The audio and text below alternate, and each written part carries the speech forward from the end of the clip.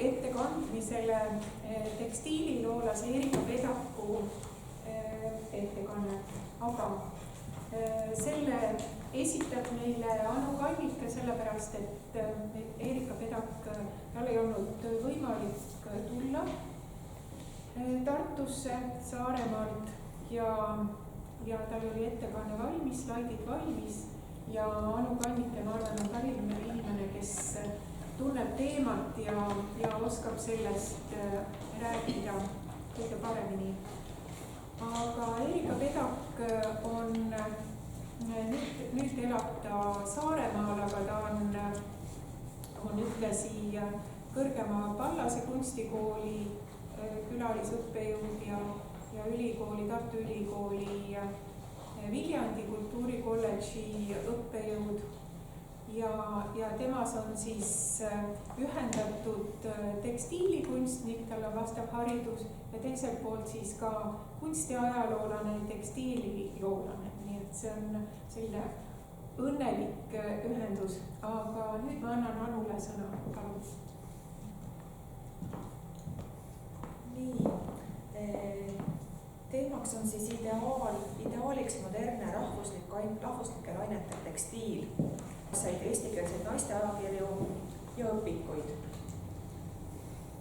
1906. aastal ilmus Tartu Eesti Põllumeeste Seltsi ettevõttel naiste ajakirja Käsitööleht esmanumber. Ajakirja peamiseks eesmärgiks oli naiskäsitöö edendamine. Esimesest numbrist peale ilmusid Käsitöölehes välismaiste eeskujude kõrval Eesti stiilis kavandid. Igal aastal toimunud Tartu Eesti Põllumajanduse Seltsi näitustel, kuhu koondati eestimeelsed ja keelsed tegijad, domineeris kodukäsitööaladest tekstiil. Näitustest võtsid osa üksikesinejad, käsitöökoolid ja kursused. Kuigi tolleaegsete käsitööesemete tegijad olid enamasti veel diletandid, on põllu- ja käsitöö näituste kodukäsitöö iseäranis nii-öelda naeste rahva näputöö osakonna kaudu võimalik jälgida üht ja üsna olulist Eesti professionaalse tekstiilikunstini viivat etappi.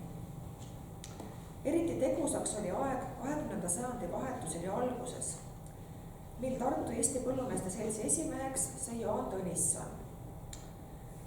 Koos tema meeskonnaga seati sihid ja kujundati arusaamad naiste käsitöö teemadel. Kristjan Raua sõnastatud käsitöökunsti suuniseid vana sisu ja uue vormi teemadel on palju publitseeritud, tsiteeritud ja refereeritud, kuid mõned mõtted modernse ja rahvusliku kontekstis teistelt käsitöö pärast muretsejatelt Tartu Eesti Põllumeeste Seltsi läbirääkimistel, kus tavaliselt võttis osa põhituumi Jaan Tõnisson, Oskar Kallas, Mihkel Martna ja Kristjan Raud. Naisterahva käsitöö juures tuleks tähelepanemist värvide kokkukõla peale juhtida. Leidis vastne seltsi esimees Tõnisson 1898. aastal seltsi koosolekul. Aastal 1901 arvatakse, et peale tegeliku tarvituse näituse tööde hindamisel, ilu ja rahvamaitset värvide kasutamisel ja kirjamises peab arvestama ning seda arendama. Ikka ja jälle leitakse, et tehnilisest küljest tähtsam on hea maitse. 1904. aasta näituste ajal toimunud läbirääkimistel küsib Voldemar Päts, et siis hilise kunsttööstuskooli juht. Mis siht oleks muuseumil? Kas kodukäsitööd iluküljeliselt ehk jälle tehniliselt arendada? Tõnisson leiab vastuses, et esialgu tuleks oskused ehk tehniline külg kõrvale jätta ja maitse parandamise peale rohkem rõhku panna. Martna arvas oma kõnes põllumeeste kongressil. Auhindade mõistjateks kõlbaksivad ennemini need, kellel rohkem iluküljeliselt on. Tehnika on sellelt seisukohalt vaadates vähem tähtis. Kristjan Raua põhimõtetele, mis naiskäsitöös toetasid vana sisu ja uut vormi, samuti muuseumi asutamise vajalikkust, leidus osaliselt oponeerivaid seisukohti.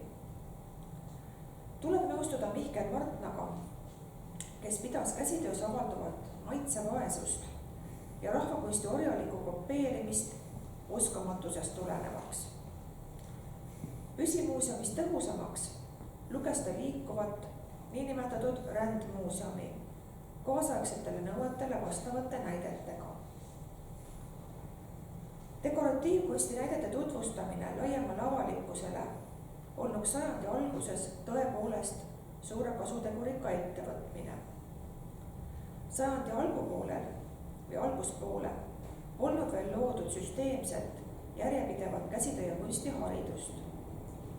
Rahvakunsti interpreteerimine nõuab suuremat ja sügavamat kunstimõistmist, kui hetkel eestlastel oli.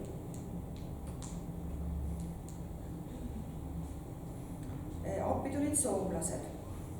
Aastal 1904 tõi Adeneumi kasvandik Ilona Jalava Oskar Kallase kutsel Tartu Eesti Põllumeeste Seltsi käsitöönäitusele Soome käsitöösõprade seltsi tööd, mis olid paljudele käsitöö tegijatele ja külastajatele esmakordne kokkupuude kaasaegselt kavandatud tekstiilidega.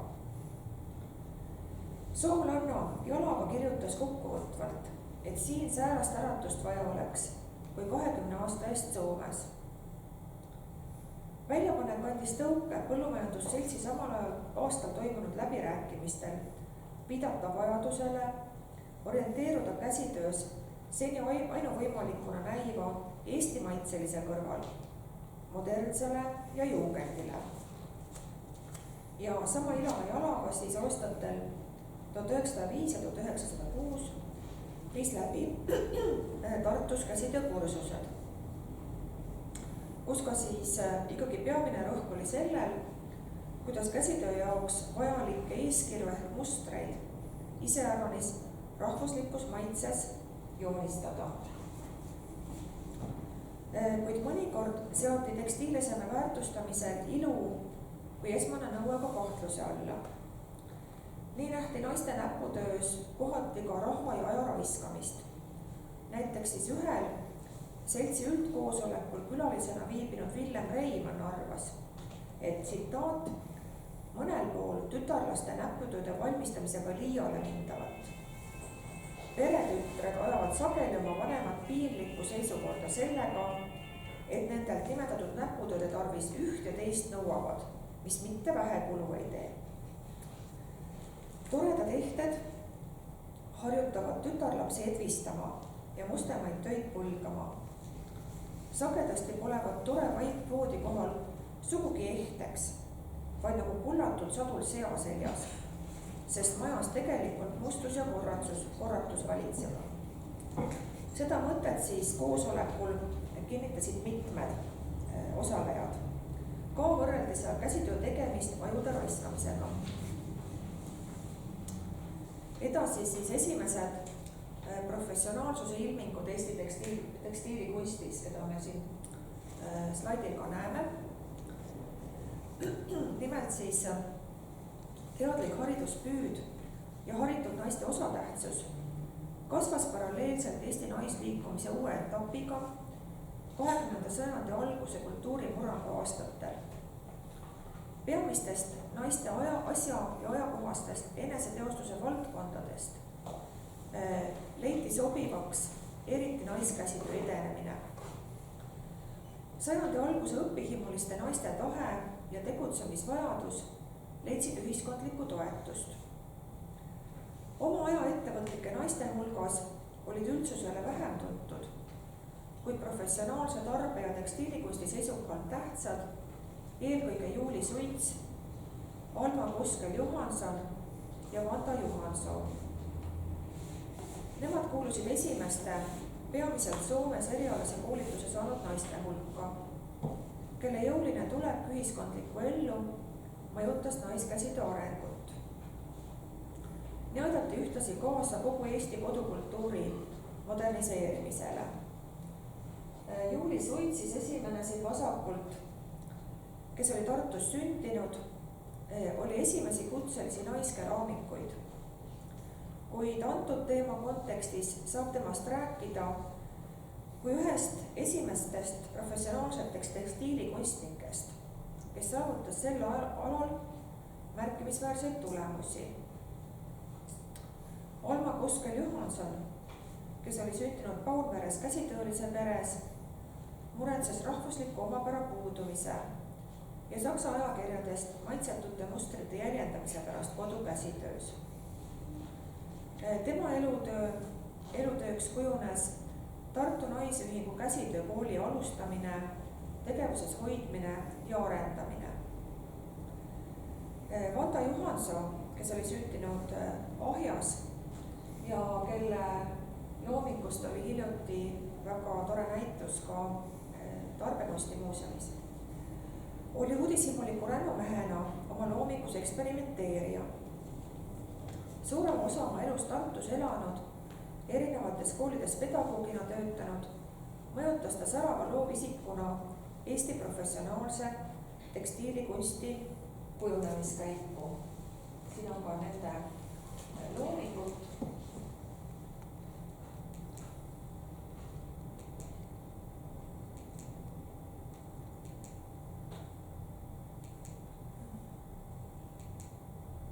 Vanda Johanson siis hästi värvikad ja fantaasia küllased tikandid.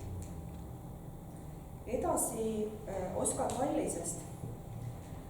Oskar Kallise rahvusromantilisi vaibakavandeid võib pidada rahvusvahelise tekstiilikunsti kõrgtasandile küündivaiks. Tema elu ju jäi väga lühikeseks. Ta suri 25-aastaselt juba. Kuid tema tööde sisu ja vormikeelt on võrreldud nii Kalleen Kollela, Tšürlionise kui ka Muntega. Võime rääkida oodatud ideaalsest tulemusest, kus rahvuslik ja modernne saavad kokku rahvusromantilises, omanäolises sümbioosis. Oskar Kallase komeedina tõusnud professionaalne tekstiililooming oli üksikjuhtum. Poolprofessionaalsesse ümbrusse sündinuna olnud selle geniaalse loomingu koheseid edasiarendajaid. Siin tema vaipu tõesti kagi fantastiliselt suures osas ka jäänud kavanditeks. Nüüd professionaalsuse kasvamise teguriks aga sai olla haridussüsteem, millest sõltus tekstiilikunsti saatus. Mõned tuntumad koolid siis, kus tekstiili õpetati ja kus olid tähtsal kohal rahvusliku käsitöö alused. Nimelt siis Riigi Kunsttööstuskool, mis asutati 1914, Tartu Naisühingu käsitöökool, mis asutati 1919, Tallinna linna naiskutsekool 1921 ehk siis TUI kool. Edasi siis Art Deco tulekust. Siin näeme ühtesugust tabelit ajajoonega. Selle ette. Tarbekunsti siis 20. sajandi algul hakkasid kujunema ja kestsid 1940. aastateni suundumused, kus tooni andsid uuenduslikud stiilid, Art Deco ja modernism. Nii nagu Kallis 1915. aastast ja Adamson-Erik 1920. aastate lõpust avardasid teisedki aktiivsed, et mitmekülgselt koolitanud kunstnikud oma eneseteostuslikke väljendusvahendite ringi. Ja 1930. aastateks oli Eestis tekstiilide kavandamisse haaratud rida kunstnikke väljastpoolt kitsast erialaspetsiifilist sfääri. Sel perioodil siis juba tekstiil kui väljendusvahend vaelus mitmeid maalijaid, sisearhitekte, keraamikuid ja ka teisi kunstnikke, pakkuma ideid ja proovima kätt nende jaoks uues kunstimeediumis. Nad esinesid tarbekunsti näitustel, võtsid osa konkurssidest, nende kavandeid trükiti ajakirjades ja mappides. Nad olid ka konkurentsivõimelised rahvusvahelisel tasandil. Ja siis Erika Pedak rõhutabki, et 1930. aastate alguse positiivne murrang Eesti tekstiilikunstis oli seotud eelkõige teiste valdkondade kunstnike kaasamisega tekstiilikunsti. Vaieldamatu fenomen oli siis Adamson-Erik. Tema soofapadjad, vaibad ja need ka tõesti väga laialt levisid, et kui me vaatame juba 20. aastate lõpust, need geomeetrilised kavandid ka jõuavad laiatarbe naiste ajakirjadesse nagu Talu perenaine, Eesti naine ja ka muuseumikogudes näeme, et 30. aastatest juba päris palju on selliseid art decoolikke nagu geomeetrilise mustriga kavandeid. See on siis üks Pariisi maailmanäitusel pärjatud vaibakavandeid.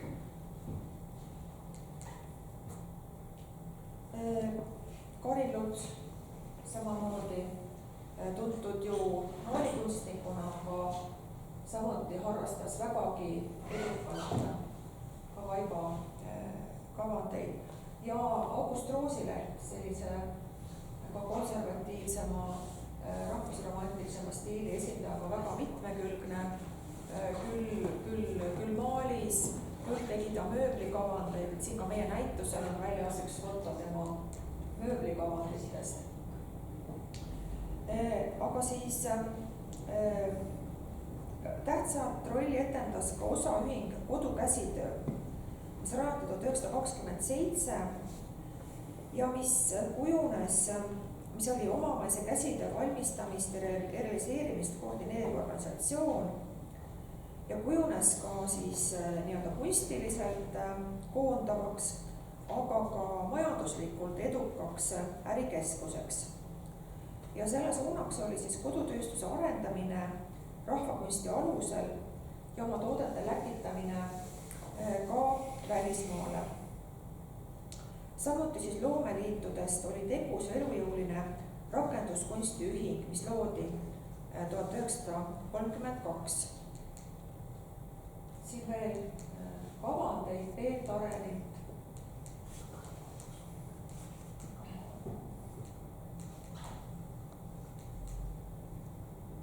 Riida Väepo, Rudolf Lepvalts, Adamson-Erik taas, Karin Luts,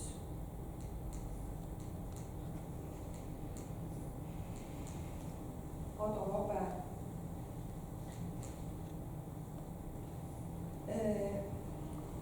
Siis ka soovitusi, nagu te näete, siis tõesti taluperenaise kaanepildil ja mitte ainult kaanepildil, et igas numbris oli käsitöö osa. Seal on tohutus koguses neid toredaid eeskujusid. Nii siis Kodukäsitöö ja rakenduskunstiühing ja lõpuks veel mõningaid noppeid omaaegsest kriitikast. 1920. aastate teisest poolest kasvas kunstisündmuste kajastamine ajakirjanduses ja selleks ajaks oli Eesti esimestest kutselistest kunstikirjanikutest esile kerkinud Hanno Kompus, kes just kodukultuuri seisukohalt on ka väga märgiline nimi, kes ka väga jõuliselt propageeris ja väga mahlakas keeles kritiseeris seda tagurlikku kodukultuuri ja propageeris siis modernsust. Aga ta siis ka kirjutab rohkelt rakenduskunsti kriitikat. Näiteks siis 5. Eesti näitusmessi 1926 arvustuses ta kirjutab, tsitaat: kõige pahemaga on ikka meie oma, meie tarbekohase, meie maitsele vastava kodukultuuri seisukohalt, et too läänemaimuline mööbel ja julgegem seda siinkohal lausuda, idamaitseline kangas ja tikandus kuidagi teineteisega ei sobi kummagi kahjuks. Ta avaldab lootust, et leitakse ühine suund, mis ühendaks kodukultuuri erinevaid harusid mis lähtub meie sünnipärastest väärtushinnangutest. Rakenduskunsti ühingu esimese näituse puhul 1933 arutleb konkurss vaba- ja rakenduskunstide ühtse käsitlemise teemal. Ekspositsiooni üleornamenteeritud taiesed, nagu need olid moes aastat 40-50 tagasi, on tema arvates vaimse nõtkuse nimetaja, et mitte öelda lämmataja. Rakenduskunsti ühingu teise näituse 1935 silmapaistvaks alaks mööbli kõrval pidas ta vaipu, kuid nende kompositsioonides näeb ta konstruktivismi simuleerimist ja epigoonlikku jäljendamist, tahtega olla moodne ja maitsekas iga hinna eest. Kõnelevate vaipade asemel sedamoodi oleme saanud lobisevad. Esteetilise idee, vormiva tahte on asendanud paremal juhul vaimu kiratsemine, nokitsev mänglemine, et nagu Pampusele omaks, et ta kujunditega kokku ei hoidnud. Täielikult veetsid kompust aga Adamson-Eeriku avangardset rakenduskunsti taiesed, mis tema hinnangul siis mõjusid improvisatsiooniliselt värskete ja samas ka rahvuslikena. Ja rakenduskunsti ühingu 7. viimaseks jäänud näituse 1940 loeb kompus õnnestunuks, toob siis esile mõningaid õnnestunud kavandeid ja tema tähelepanu köidavad siis Soome tüüpi rüüuvaibad, mille kohta ta ütleb järgmist. Nende tollakate seinavaipadega peab esialgu harjuma. Meile sisse tuubitud otstarbekohasuse ja hügieenilisuse dogmad tahavad neist näha tolmukogujaid. Kuid just need tollakalt pikalt rippuvad lõõgaotsad, mille vastu tahab tõrkuda, annavadki neile vaipadele maalilise pehmuse, toonide kirjade üleminekud, kuna tihedalt kootud vaip alati on kõvakontuurne. Nii et ei olnud siis ka kompus selline kitsarinnaliselt sileda modernismi eest võitleja. Ja lõpuks siis Kristjan Raud sõnastas Eesti käsitöökunsti suunad juba 20. sajandi algusaastatel. Rahvusliku ja modernse ühendamise võimalusi ja eeskuju käsitöö ja tekstiilikunstis pakkusid ka soomlased aastatel 1904-1906. Kaasaegse vormikeele ja rahvaomase sisu orgaaniline ühendamine tekstiilides oli eestlaste jaoks omaette väljakutse. Siiski rõhuti oma töödes eelkõige rahvuslikkusele, mida toetasid identiteedi otsingud ja selle visualiseerimise vajadus. Eriti enne Eesti iseseisvumist ja 1930. aastatel muutus rahvakirjade kasutamine uutes tekstiilides peakohustuslikuks. Enamasti oli tulemuseks aga tekstiiliteos, kus puudus teadmine ja oskus kaasaegse kujundikeele kasutamisest. Tõsi, kui võrrelda 20. sajandi algusaastaid ja 1930-ndaid, on areng paremuse poole märgata. 1931. aasta vaibamapi põhjal tundub rahvusliku stiili jälgimine kunstnike jaoks pigem kui peale surutud kohustus. Ka jääb ähmaseks, mida rahvuslikkuse all täpselt mõisteti. Kindlasti vajanuksid modernse ja pärimuslikel traditsioonidel põhineva vormikõne teemad suuremat diskussiooni, edasiarendamist ja selgemat sõnastust. Siiski tundub, et rahvusliku stiili mõiste tähisena oodati pigem vöökirja või 8-kanna interpretatsiooni. Eesti stiili mõiste oli seevastu avaram ja modernsem, kuid põhjamaiselt eestlaslik. Nõustuda tuleb nende väljaütlemistega, kes vanavara korjamise algaastatel arvasid, et Rahvamuuseumi kogud üksi ei aita. Kuna eestlaste üldine ja sügavam kunstimõistmine oli napp, oli tehtud rahvahariduslik esteetiline kasvatustöö vajalik. Siiski oleks suuremat tähelepanu tulnud pöörata tarbekunsti rahvusvahelistele suundumustele, seda ka koolitussüsteemi loomisel.